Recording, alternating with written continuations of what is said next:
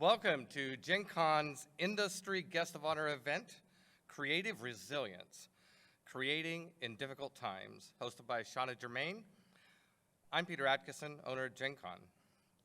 Shanna is an award-winning author and game designer.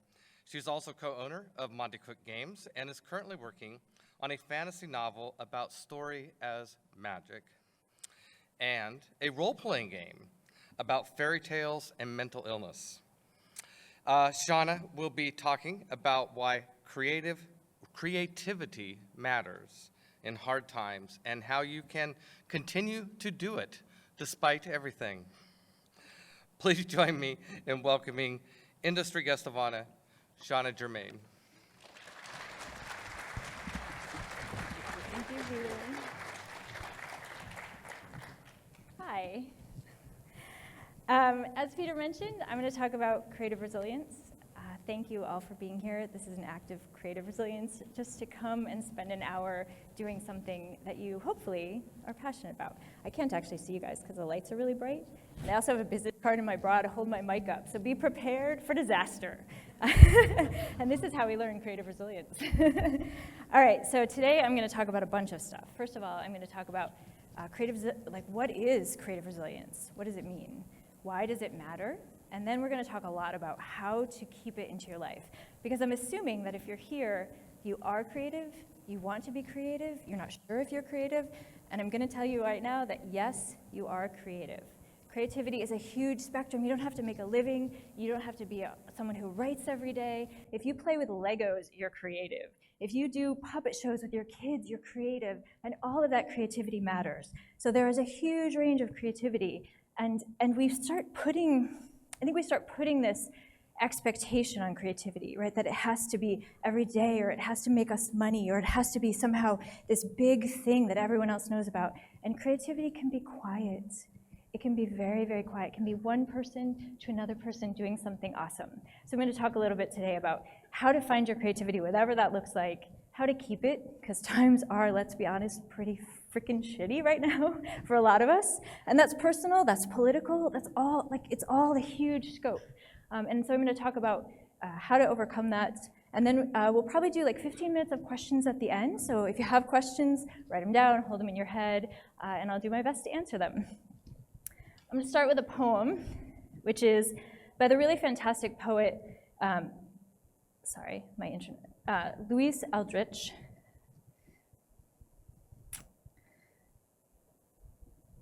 Actually, I'm going to do a different poem. I'm going to do a poem by Dorian Lux from her fantastic book called What We Carry. This is a poem called Dust. It's very short, don't worry. If you don't like poetry, you can just close your eyes for 2 minutes.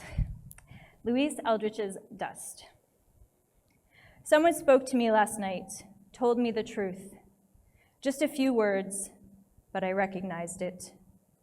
I knew I should make myself get up, write it down, but it was late. And I was exhausted from working all day in the garden, moving rocks. Now, I remember only the flavor, not like food, sweet or sharp, more like a fine powder, like dust. And I wasn't elated or frightened, but somehow rapt, aware. That's how it is sometimes.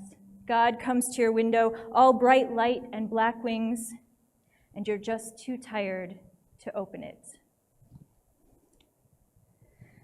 So again, I mixed up that name. That's What We Carry by Dorian Lux. And I think that's for me anyway, that's how I feel when I want to be creative, but depression or anxiety or the state of the world or chronic illness or whatever it is that kind of keeps us from doing those things, that's how I feel. I feel like I have this really important seed inside me that I should be watering and growing, and I just can't find the energy. So we're going to talk today about how to find some of that energy. And I want to start by saying guilt is kind of a huge impediment to creativity. So I'm going to start right now and say, whatever you are doing to be creative is enough. If you carry guilt or stress or anxiety for not being as creative as you want to be, now is the time to leave it behind. From this moment forward, you are as creative as you want to be, and you can let all of that stuff go. Because that is such a huge thing that keeps us from being creative, that idea that we're supposed to do more, and we're not doing enough, and we're not making enough, and we're not good enough, and that's all bullshit. So like as of today, set that baggage down and go forward and just be good to yourself about what creativity means and how you can be creative. All right, I'm going to talk about humans as power strips. This is an idea that I stole from Monty Cook, and I should give him credit because he's here. Otherwise, I'd totally take it as my own. Imagine, usually I have a power strip prop when I talk about this, but imagine for a second that you are a power strip. Weird analogy, I know, but it's awesome once I get to it. And let's say you're a power strip with 6 plugins, and this is your energy input-output. And so, you have family maybe, that takes 1 plug-in. You have a job, that takes 1, maybe 2 if you're a workaholic, if you have a really hard job, or you have 2 jobs. You have a parent that you're taking care of, or a child that you're taking care of. You have a chronic illness. The world is hard. Whatever it is, all of these things take up our power strips, right? Until we don't have any more outlets left. And then we wonder why we can't be creative. And in so many ways, it's not our fault that we can't be creative. How could we possibly expect to find energy when the world and our lives are taking up so much of that energy? So if you imagine your life as a power strip, sometimes you can make choices and give yourself more outlets for energy. Sometimes you can't. And so the ways to do that maybe is to see if we can find ways to increase your power strip to give you another outlet. And so as you think about making these changes in your life, that's kind of a good way to think about sort of the input-output of energy that you're having. All right. What is it? What is creativity? I talked about creativity. Kind of anything goes. Just close your eyes for 1 second and think about something that you've done that's cool and creative. And here's the thing. Creativity you don't have to talk to 1,000 people. You don't have to make a Marvel movie. You don't have to write a comic book or make art that everyone sees. If you draw a picture with one other person, you're affecting them. And this is why creativity matters in so many small ways, because you're affecting the people around you by giving them something awesome, whether that's the product or the experience. And so when we think about creativity, it really is anything that allows us to step outside of time, to step outside of our stress, to make a thing. It doesn't have to be a great thing. It doesn't have to be a thing that makes money. It just has to be a thing that you feel excited and passionate about, and maybe even share with someone else in some way. What is resilience? The second part of creative resilience. It's the ability to endure or bounce back from something difficult. Now, everyone's life is different. We all have very different things in our lives that we're trying to bounce back from. I think that it's one of the ways in which we sometimes perceive successful people as though they're not overcoming things. And we tell ourselves, I tell myself, well, if I didn't have to overcome this thing, I could also make art. I could also do this thing. And my perfect sort of example of that is, I saved, when I was 37, so 10 years ago, I saved up all my money, I sold everything I owned, and I moved to Scotland for a year to write. This was my dream. I was going to spend a year doing nothing but writing, and I was so excited. And then about a month and a half into that, I got bit by a tick, and I got Lyme disease. So a month and a half into my year-long amazing stint of being a wholly creative person, I couldn't type because my joints felt like they had glass in them. I didn't have any energy. I was on huge amounts of antibiotics. I couldn't eat. I could barely get out of bed. And I was just laying there thinking, well, first of all, I was laying there thinking, I'm going to die on an island in Scotland, and that's awesome.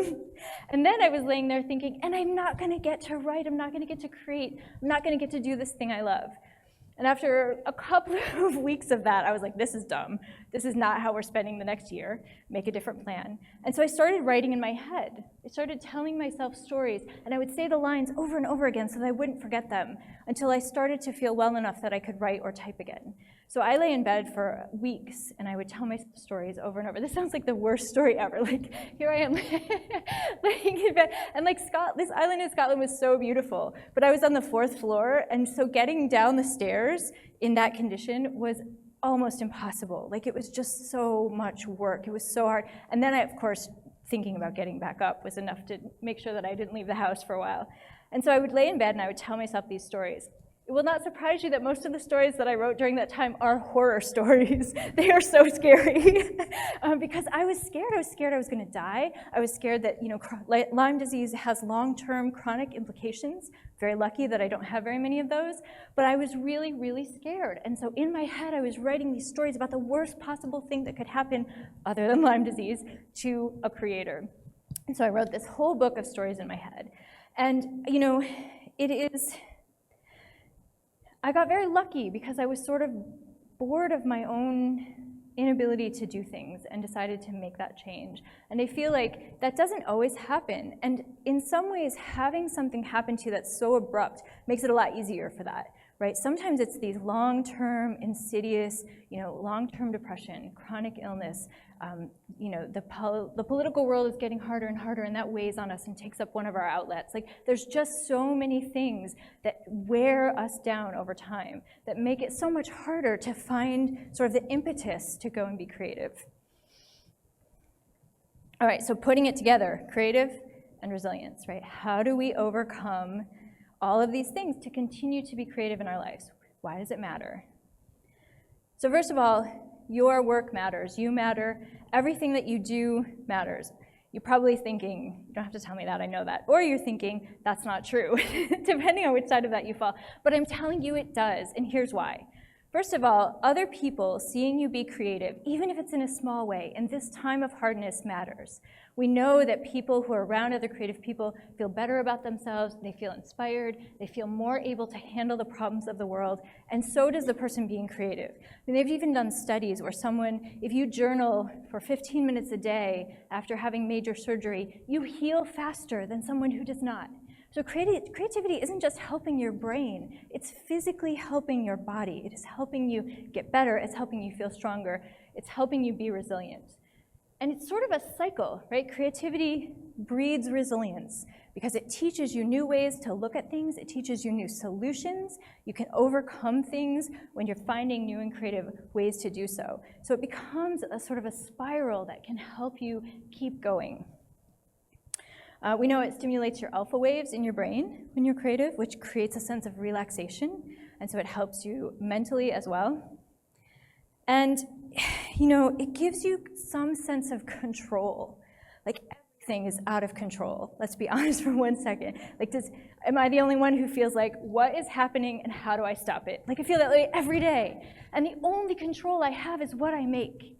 I have so much control because I am creative, because I make these amazing things that are important to me.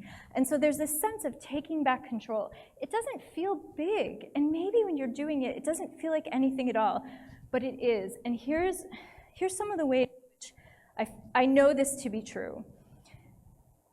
People, because I do this for a living, I've had a lot of people come up to me over the years, but no more so than in the last 2 years, people have come up to me and said, thank you for writing about non-binary characters. I shared this with my daughter, and now she feels like she can see herself in a book.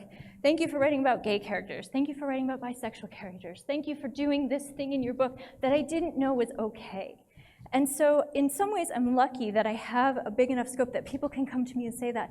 But even if people don't say that to you about your creativity, it's still making a difference. You're still absolutely affecting the people around you by helping them see themselves, by helping them find their place, by helping them feel welcomed. And this is huge right now, right? We all need that sense of community and safety and security, and being creative is definitely a way that you can make that happen.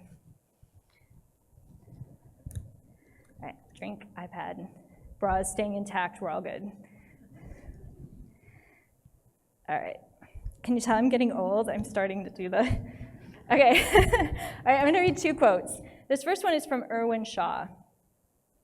An absolutely necessary part of a writer's equipment, almost as necessary as talent, is the ability to stand up under punishment, both the punishment the world hands out and the punishment he inflicts upon himself. And I think this is a really true statement about not just writers, but like all creatives, right? Everything pushing against us is saying, don't create, it doesn't matter, you don't matter, your story doesn't matter, it's not worth it, and all of that is not true. But worst of all is the internal thing, right? Saying, no, this isn't worth my time, you're not good enough, you shouldn't do it, all of the things, you're gonna get laughed at, all of it is not true. And even if it is true, it doesn't matter, because if it's fulfilling you, then who cares? Like, there's this whole adage that I love, that like, if you're not fighting in the ring, you don't get to critique my fighting style, so just shut up.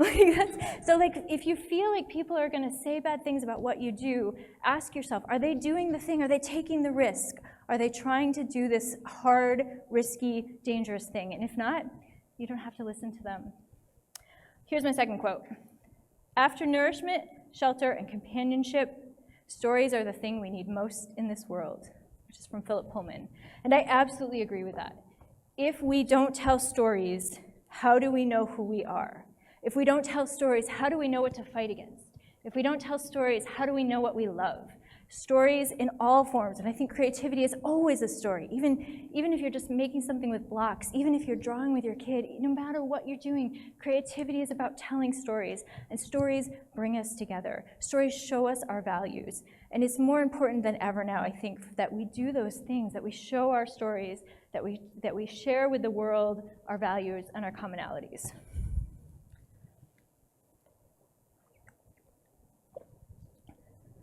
All right. Now we're going to talk about how to do that, because this is all good and like, woo, this is awesome, yay, stories. But it's hard. You get at your desk, or you get in the place where you draw or create, and you sit down, and you know what calls to you is like Facebook, the internet, the TV. I feel like learning to love your lizard brain is a really important part of being a creative resilient. And the reason for that is, so your lizard brain is the part of your brain that's always paying attention to small things changing. And the reason for that is the lizard brain is the part of our brain that's like, is that a snack? Is that sexy? Is that scary? Our lizard brain wants to know if we can eat it, if we can have sex with it, or if it's gonna kill us. And so our lizard brain is now like, hey, don't sit down and do that deep creative thing. There's something scary over here. And as the world gets scary, as we feel less safe, it's harder and harder to make that lizard brain shut up. Because, not just because of the scary part, but because like food and sex are great ways to take away that feeling of scariness, right? And so you've got this brain inside you that's going, no, pay attention.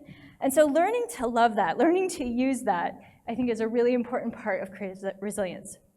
And the way that I do that is I often write about sex and scary things and food, so that's one way to sort of embrace that. Another way to embrace that is to allow your brain to do that and use it creatively.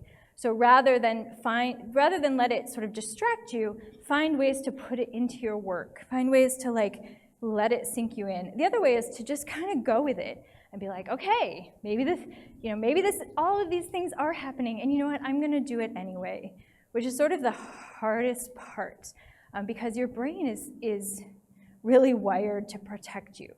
And here's the truth about creativity. Creativity is not safe, it's not comfortable, it's not gonna protect you.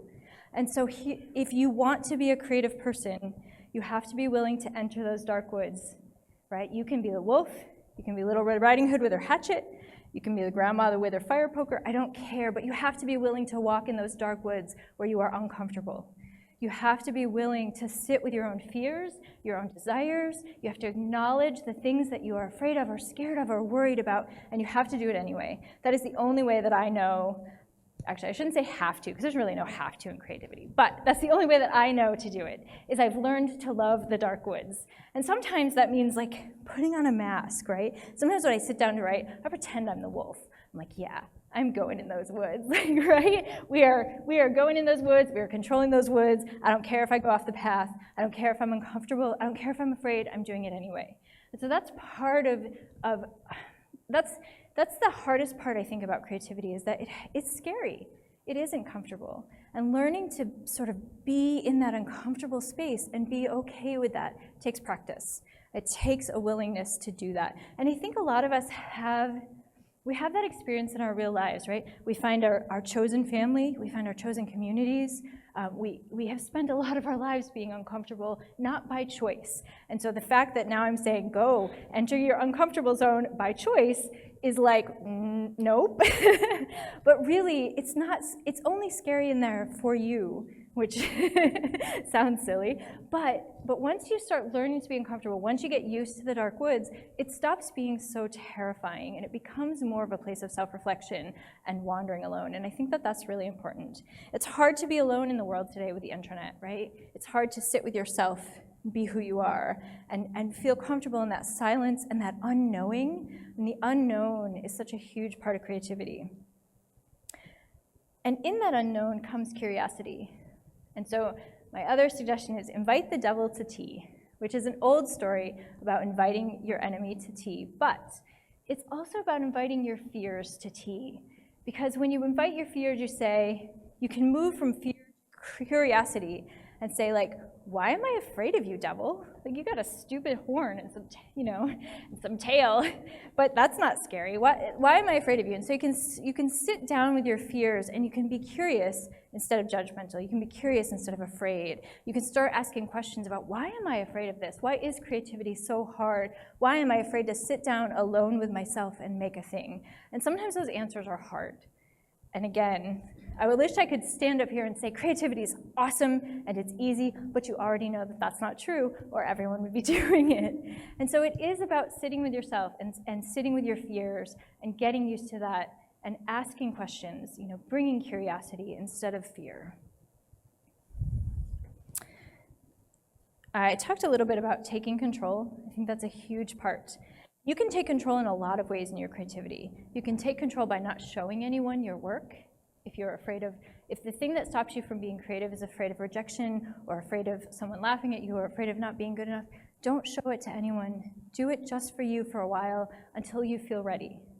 This is your thing. Creativity is yours. You have all the control.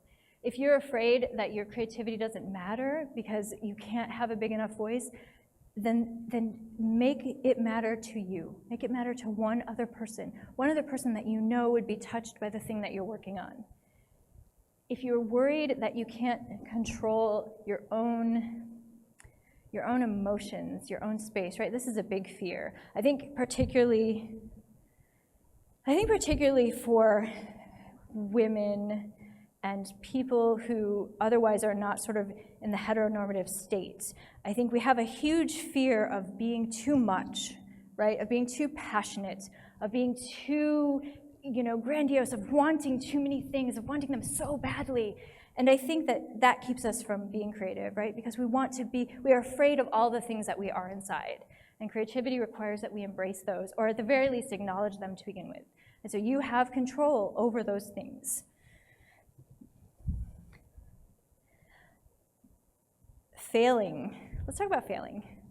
In order to overcome resilience in a creative way, you have to be willing to fail. Now, most of us have grown up our whole lives being told that failure is bad, that we don't want to fail, that failing is the worst possible thing that we could ever do, and that is not true. Failing is how we grow. Failing is how we get better as creatives, and this comes back to sitting in that uncomfortable space. You've got to be willing to fail, and probably one of the benefits is failing out loud. Because here's what we know. We know that in order to create deep relationships with other people, we need to be vulnerable. We need to share our vulnerabilities with each other, and we need to give and take support and kindness and all of those things. And so if someone is not vulnerable near you or around you, there's a really good chance that you won't feel very close to them, right? You don't feel safe because they're not showing you their sort of soft underbelly. And so vulnerability is one of those places where we can kind of sink into that space, and failure is the way that we do that. By showcasing our failures. Like, I've had so many stories rejected. I've had so many things fail out from under me. I mean, I just spent a year and a half writing this giant novel that I love so much, and I got feedback back from my editor who was like, this has to go, this is too long, this sucks, this is bad, this has to go, right? And you're just like, I've been doing this for 27 years and I still don't know what the hell I'm doing, right? And it's How does it feel that, to know someone's successful for 27 years and they still are learning, they're still failing so deeply? So here I am exposing my failure to all of you because I know, A, that knowing that other people fail is important, right? I want to know that my heroes fail because then I can be a hero someday too because I'm full of failure. Also, there's something about failing that teaches you to get back up. And getting back up is all about resilience, right? So I put that I put that letter away, which by the way, he's totally right. The book requires all of those things. And so I put that email away for a week. And I said, okay, I'm not going to think about this for a week. I'm going to go have some ice cream. because how do you fail other than ice cream? And after the ice cream, I said, all right, and so then a week later, I went and I looked at the email again, and I was like, he's still right, unfortunately. I thought maybe in that time I would have decided that he was wrong, but no, he's still right. I have a lot of work ahead of me. Sorry. I have a lot of work ahead of me to finish this book, but because I failed before and I fixed it, I've gotten better, I know that I can do it, right? So I feel confident. So if you don't fail, you will never, ever know that you can get up and do it. So failure is huge. And so the message that we should never fail is just, I wish I could eradicate that from everything we've ever learned, from school, from university, from the public eye. I wish that was not true because failure is a huge part of creative resilience. You guys are all gonna leave this and be like, man, she's a downer. Okay. So here are some ways in which we can start doing this in our everyday lives too. One is prep your pep squad. Can you tell I've been watching Veronica Mars lately? I'm all like, pep squad! Okay, nobody else watches Veronica Mars, do you? Okay, I was like, that was a bad analogy. So prep your pep squad. You need people around you who can support you. And here are the kind of people that you need around you. You need a cheerleader. You need someone who is gonna be like, you effing rock every day. You are amazing, everything you do is perfect, you're the best. You need one of those people because there are days when you're gonna be like, no, I'm the worst, and you need them to stand up to you and say, nope, you are amazing. Don't just get one of those though, because then you won't grow. So you also need a truth teller to be the other side of that. And the truth teller is the person who, when you are ready to hear it, looks at your work or looks at your progress as a creative, because this is really important. Because it's not just about the product you make, it's about how you are progressing as a creative. So they look at those things and they say, this is something that you're really progressing on and this is amazing, and here are the things that you could consider working on, here are the things that aren't working yet. And this truth teller will change as you do it more and get better, because you need someone who's always 2 levels ahead of you to be able to look back at you and sort of reflect back like a mirror, the things that you're doing well and the things that you could work on.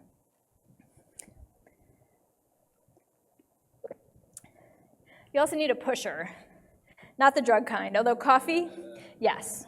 If your pusher also brings you coffee, you are in great shape. You need a pusher, someone who's like, sit your ass down in that chair and do the work. And that's vital, and you have to be ready to say yes to that, because if that person tells you that and you're like, no, then that person won't tell you that again, right? So you have to kind of make a contract with that person and be like, you pushed me when I need it, and I will say yes to being pushed. Right? It's an agreement. All of these things are agreements, obviously. And then you know yourself best as a creative, and there are probably other things you need. And so think about that. What kind of person would I like to have on my pep squad who could help me be a better creative? Is it a mentor? Is it a therapist? Is it a partner who's just like, I will give you time to do what you need to do by washing the dishes every night? What is the thing that you also need on your pep squad to help you succeed? And I want to flip it for 1 second also and talk about, if you're not someone who is struggling with this, or if you aren't someone for whom creativity is a big part, but your partner is, think about what the best thing you can be for your partner. Who are you on their pep squad? Because you can be that. Some people, their partners read their work, right out of the gate, and some people, their partners never read their work but support them in other ways. So think about what your skills are and how to best support your partner in that process, or your friend, or your creative, whoever it is in your life that's creative who might need this support. You can be that. And sometimes it's just like giving them time and permission. Permission is tricky, right? Like, why do we have to give ourselves permission to create? That's some bullshit. I feel like I spent I have 3 degrees. Do you know why? Because I didn't believe that I had permission to say, I want to be a writer for a living. And so I spent all this time running away from it. And they taught me things, right? I have a psychology degree, and I have a firefighting thing, and I have a radio television degree.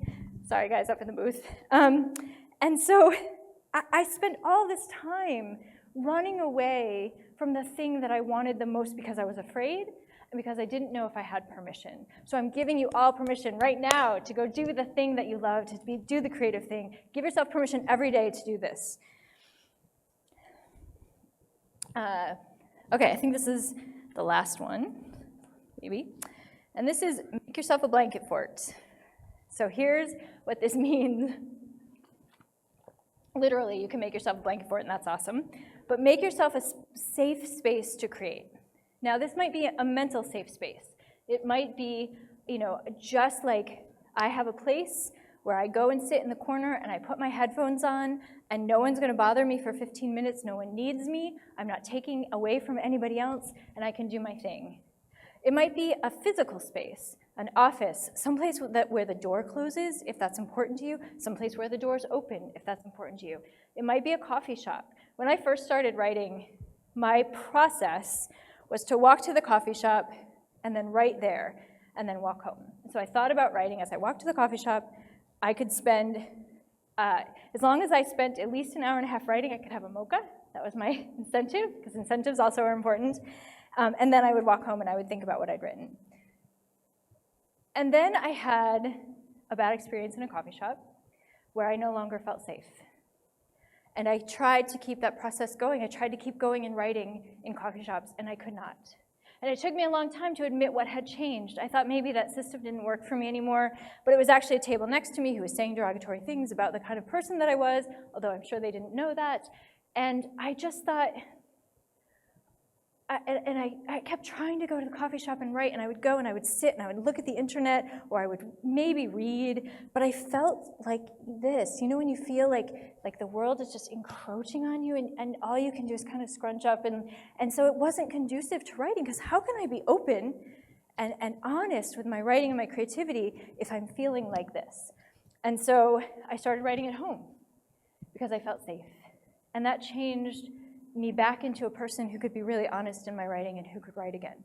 And that's changed again. I now work at the coffee shop again. But trauma of that kind takes a while to overcome, right? You have to feel safe. So find a place that you feel safe. Sometimes rituals are part of this. Light a candle, make a soundtrack for the thing that you're working on, and do the same soundtrack every single time. It starts to kick your brain into the right gear. It makes you feel like you're in a safe space. Ask whoever you live with for the things that you need to feel safe. Maybe it's just the promise of not being interrupted for an hour. That could be enough to make you feel like, okay, I can really sink into this and do the work.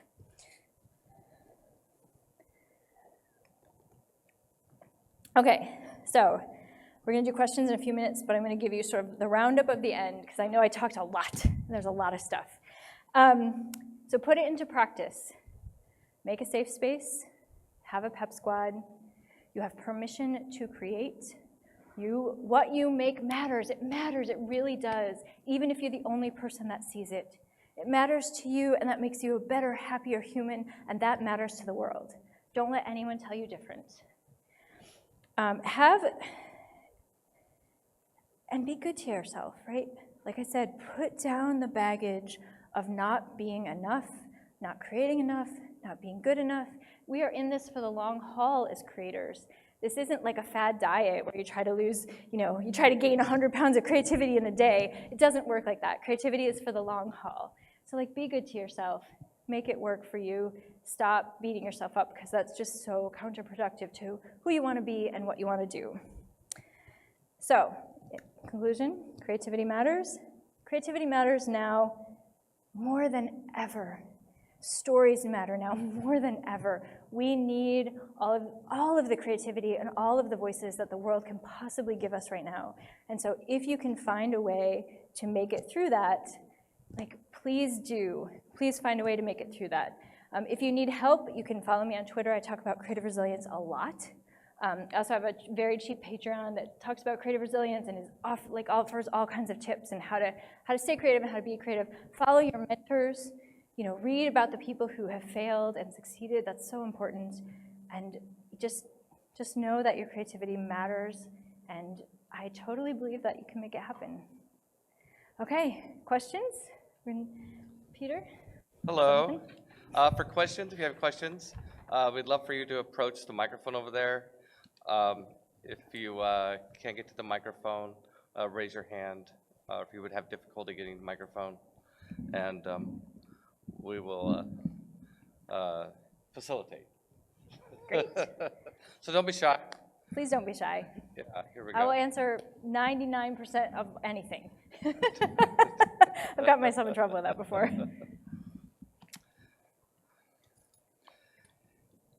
Hello. Yes. Hi. I'm just really, really curious about the firefighter thing, and I was wondering if you could talk about that. Actually, that's funny because I talked about that last year in my Insight presentation. Yes. I talked about how being a paramedic and working on the firefighting team actually helped me become a writer because it was super traumatic and I needed an outlet for all of the things. I was only 18 when I started, and so I really needed an outlet for, all of the things that I saw and did. And I did it because I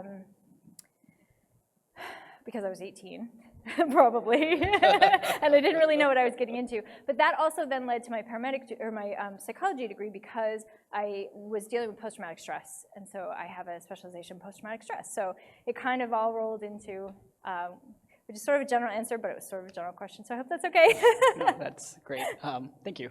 Sure. Yes, hello.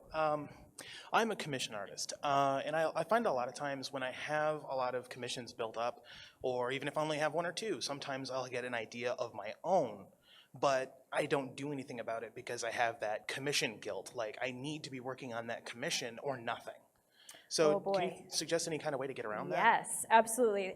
So I think that's really hard. Is one of the things that happens when you start doing work for a living is the work that you do for a living kind of falls out of the wayside, right? Is that kind of what you're saying? Okay, so that happens a ton, and it's something I'll be honest, I still struggle with to this day.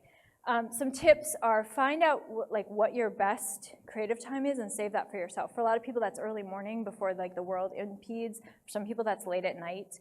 I find that late at night doesn't work for me because I'm thinking about all the other stuff that I owe people and that kind of thing. And I think setting yourself rewards is a really good way to do it. If I work on my own stuff, I also get this thing that I'm excited about. Whether for me, sometimes that's I get to play 2 hours of video games. Sometimes that's enough incentive. Sometimes it's mochas. Sometimes it's walking with the dog, whatever it is. So give yourself a reward. I also have a friend who did this really awesome thing where as she was working on her novel, she put a star on her wall for every chapter that she finished. And so by the end, she had this beautiful starry sky. And I thought that was just so amazing to make a thing that every day you look at and you can see progress. Because that's kind of the hard thing, right? You get lost in that. So yeah, those are my biggest tips for that. I hope that helps. Excellent, thank you. You're welcome. Hey, I'm going to look at my notebook so I make sure that I ask my question the way that I thought of it. How much do you think the idea of a lonely or a solitary artist sort of plays into people's sort of almost unwillingness to, or their anxiety when it comes to asking for help, or even cheerleaders and stuff like that? Can you say that one more time, just a little bit louder? Oh, You're very quiet. yeah. There we go. Thanks. Sorry, I could hear most of it, but I just want to get it clear. No, I just wanted to know, how much do you think that the sort of romanticized idea that we have of the lonely artist plays into people's anxiety when it comes to even asking for cheerleaders or saying hey, will you look at my work? I think that's a really, really good question, and I think it's huge. So we talk a lot these days, depending on what circle you're in, about introverts and extroverts, right? And so the lonely artist cliche kind of comes from introverts, right? People who sit alone at home all the time and do their thing. And that isn't a requirement for being a creative, I don't think at all. I do think, like, I have a lot of trouble asking for help because I don't want to impede on someone. I don't want someone else, and I certainly don't want to impede on someone else if it's bad, right? I want to be like, I'm so sorry I made you read that drivel, right? So all your anxieties, I think, kick into high gear, at least mine do. And so I think that it's sort of like that thing I was talking about earlier about being vulnerable, like having someone who you can exchange a thing with, and it doesn't even have to be like, I'll read my writing if you read yours. It can be something totally different. And so if you feel like making sort of a trade that's fair helps you overcome that anxiety of asking for things, I think that's okay. I think it also, you know, being vulnerable and asking for help is such an issue for so many people. And I think that if you can do it, it's good work to do to practice asking people for help, right? It's something I have struggled with my whole life, and I still work on it. And so now I feel like I actually like actively am like, okay, I'm gonna ask this person for help, and it's a big deal, right? It's like, oh my goodness.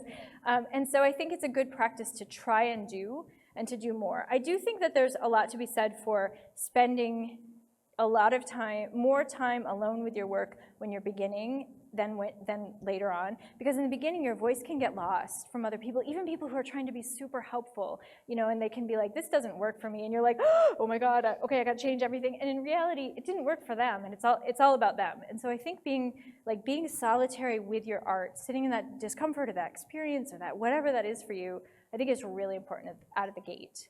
Does that sort of answer your question? It's kind of roundabout way, okay. Thank you so much. Sure. Hi, my name is Daniel, and I'm a big fan of a lot of the games that you work with, very often with Monte, like Numenera and Invisible Suns. Those are games that requires a lot of creativity, right? But what I have challenged is when I need to run No Thank You Evil, which I'm a great friend. I know we have more friends in the room. And the challenge is that I throw everything I got, right? Like, so I use all my 80s references and all the movies and books and everything that I used, and I'm at a 15 minutes mark with my kids. So how do you recharge on those things? Like, what do you use to get more, because we're always trying to read and get up to speed and get more references, but what else? Like, what else can we do to recharge? You know, my trick is I make the kids do all the work, because let's be honest, kids are way more the creative than us adults. Like, they have it in their brains, right? Like, we spent this whole, like, a year and a half making this game for kids, and the first time I play tested it, these like 5-year-olds were like, well, I'm gonna, and I was like, I didn't even think of that, that's amazing. And so I make the kids do a lot of the work of like coming up, well, what do you think of that? What's cool in this room? I make them do, because their imaginations I mean, they're just amazing and so big. And so that's one way, is like, allowing them the power to come up with the ideas, I think is really powerful for them, and it's powerful for you, and it creates that sense of like, I can be creative in any situation. I also think that like combining two things that don't go together is a huge way to be creative, or three things, right? I think of my creativity all the time as I'm sort of a jackdaw, like a little crow. I'm like, oh, look at this, look at this, and then I like sort of see the places between those, and I'm like, oh, well, this is cool. No one's ever thought of this before. And so like I think smushing things together is a really good way to, you know, this book and this movie and this piece of art, and then I'm going to take them all and meld them into something new. That explains a lot. Thank you. Hello. Hi. Hi. You spoke a little bit earlier about being willing to go into the dark woods. And I guess my question was, like, how do you build the resolve to face those woods? And especially if, you know, not feeling like you're not ready to go into the woods makes those woods darker. That is a great question. So I think there's a bunch of ways. One is I read other people who've gone in the dark woods before me. So read things that inspire you or that make you feel like you are taking someone with you. So like if I'm sitting down and I'm afraid to write for all the myriad reasons that I'm afraid to write every single time I sit down, sometimes I'll open a book, especially a book that I have loved for a really long time, and I'll be like, okay, author, I'm gonna take your hand and we're gonna go through the dark woods together. Because then I feel less alone, and I feel like, okay, someone else has walked this path, and I'm not the first person, and I don't have to do it alone. Which is sort of this whole mind, like so much of being creative is like playing with your own brain. You're like, okay, brain. So I think that's one way. And the other way is like small steps, right? So like, you know, I'm gonna spend 5 minutes being scared or afraid or uncomfortable or whatever it is that I need to do, and I'm gonna write about that for 5 minutes. And so setting really small forays into those dark woods. I mean, don't expect to go and sit for 2 hours, because you're just gonna be like, whoa, what? But like just take small steps in and kind of feel your way through, because the more comfortable you get, the more willing you are to go deeper and to explore more. And so I think just starting small is a really good way to do that. Thank you. You're welcome. Hi. My question, let's say you're being creative in writing something or actually creating something, whatever. You got this momentum going, but then you hit a wall. Do you have any advice to be able to like keep that momentum going, or to avoid these walls entirely? Boy, I wish I had a way to avoid the walls. I would be very rich if that was the case, but I do not. But I do have some ways to like get over the wall, scale the wall, let's say.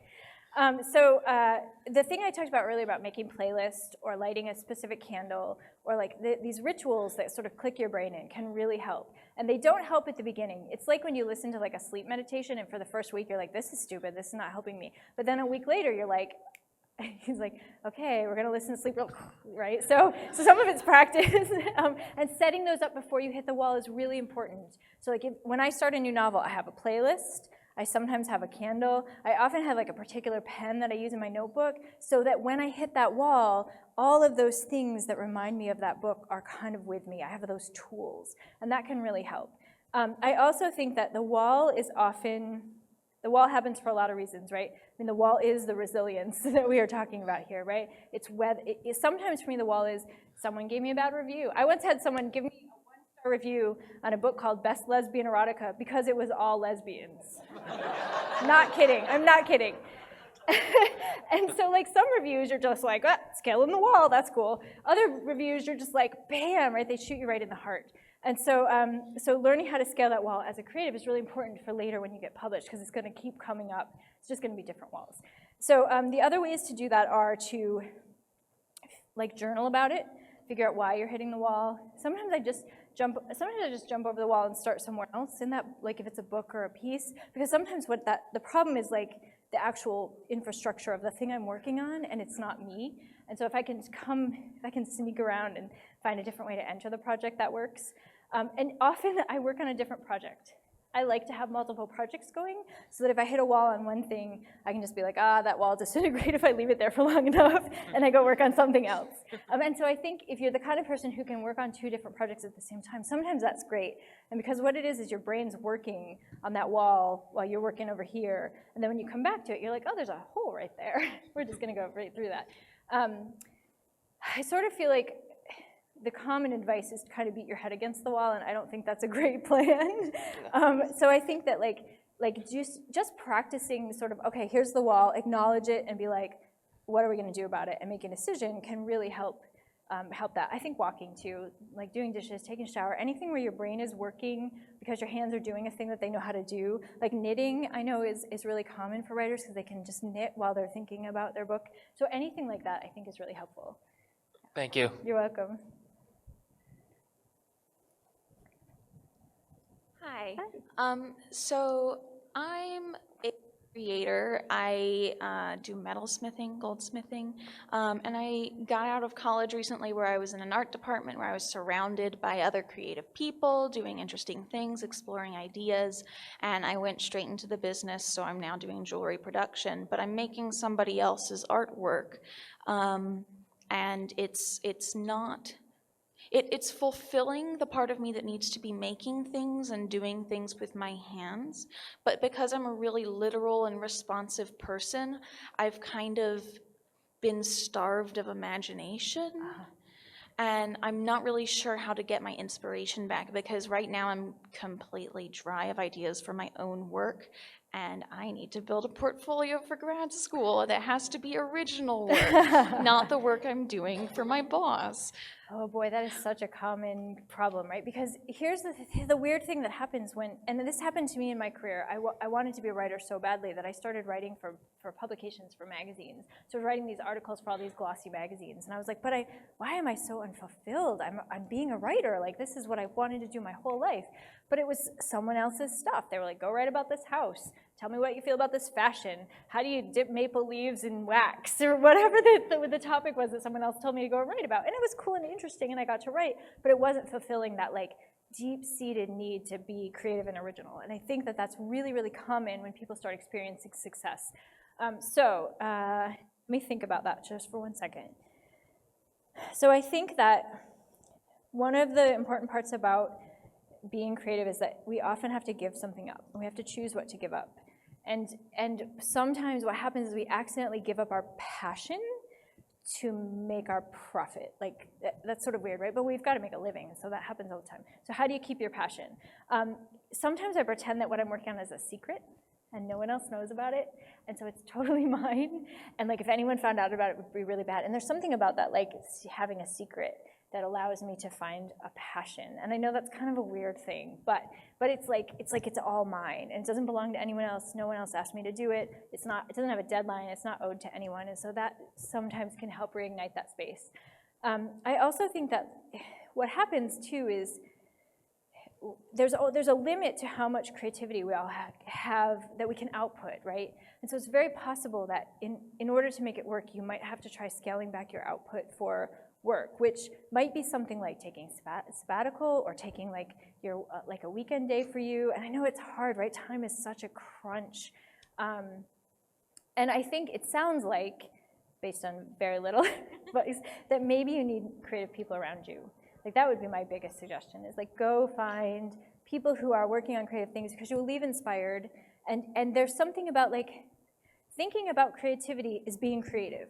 Right? That's the first step in being creative. We don't always have to make things. And so if you can be around people and talk about the craft and the creativity, that might spark that for you again. Yeah, Do you have any suggestions for finding creative people? Oh. Are you looking like you're probably looking in your area, right? Boy, I don't know that I have an answer to that. Other than like, I was gonna say colleges, but it sounds like, yeah, I would say like looking for like an arts community, like just doing a search online, I guess, would be my suggestion for that. I'm sorry, it's the question that always comes up too, how do I find a writer's group? And there's just no good way, unfortunately. I'm sorry. I have one place that I've been wanting to go, because there's like this metalsmithing studio that's open to the public, but you have to buy time. Oh. And that's not a Yeah, thing it seems like finding creatives who want to just maybe creating a thing and being like, hey, creatives, do you want to get together and go to a coffee shop and sit around and talk about creativity? I mean, I think there's probably a lot of people who would jump at the chance to do that if they knew that it was out there. So maybe that's a thing for you to create. I don't know, not to put more pressure on you. All right, how are we looking on time? I think we have time for maybe 2 more questions, and we have 2 people online, so go ahead.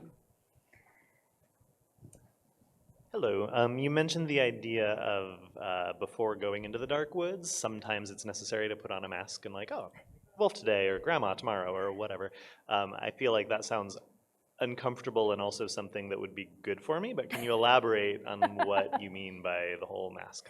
I can, yes. Although I have literal masks, that's in this case it makes it hard to see, so you like can't write. So the mask is sometimes, I think I talked a little bit about like reading other people who inspire me. That's kind of a mask because you sort of imagine yourself to be in that space of the writing. Sometimes it's like just, you know, I have a wall that's covered with like quotes from people that I admire or that I find inspiring, or art that I think is really cool. And sometimes I just sit and look at that for a few minutes to kind of, maybe armor is a better word than mask, right? Because sometimes I'm like, I'm the wolf, I'm going in. And sometimes it's like, I just need a little padding, right? And so sometimes I need to see other people doing amazing things to give myself a little bit of padding, to know other people have walked that path.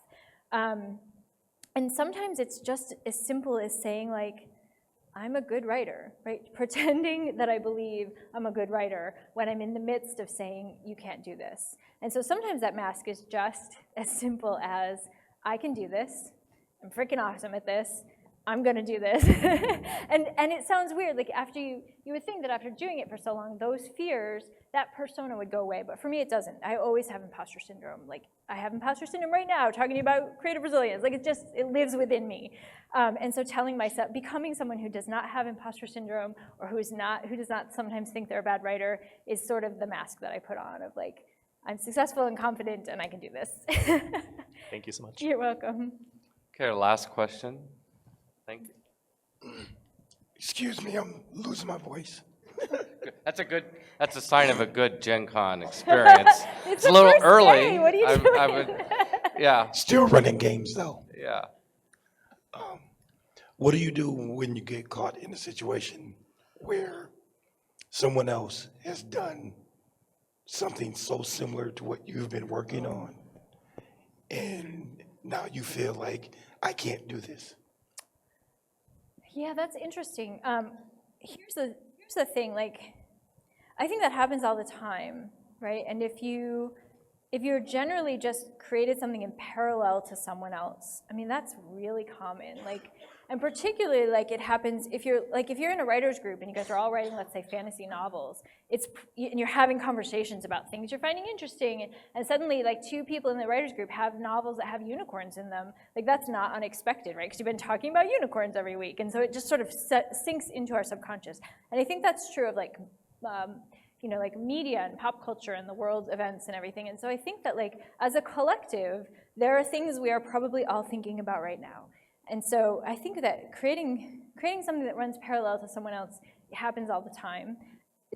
And if that's a genuine thing, like you didn't borrow from someone else or anything like that, I think that you just have to give yourself permission to have thought of a thing that someone else thought of. I mean, there are a million books about story as magic, for example, but that's the novel I'm working on right now. And I trust that my voice and my story is unique enough that no one else has done it like me. So part of it is just trusting that you will do it in a way that no one else has done it, even if the topic is the same, or even if the tone is the same, or even if the style is the same, whatever. Like, it is your story and your voice. No one else is going to do it like you. That's your mask. Okay. All right, let's say thank you to Shanna Germain. Thank you, guys. You're awesome. Thank you guys so much for giving me an hour of your first day of Gen Con, and I hope that you walk out of this room feeling like a creative, feeling inspired, feeling just like you're ready to do and make and become things. And you can always come at me if you have questions or if you just need me to be your cheerleader. I'm here.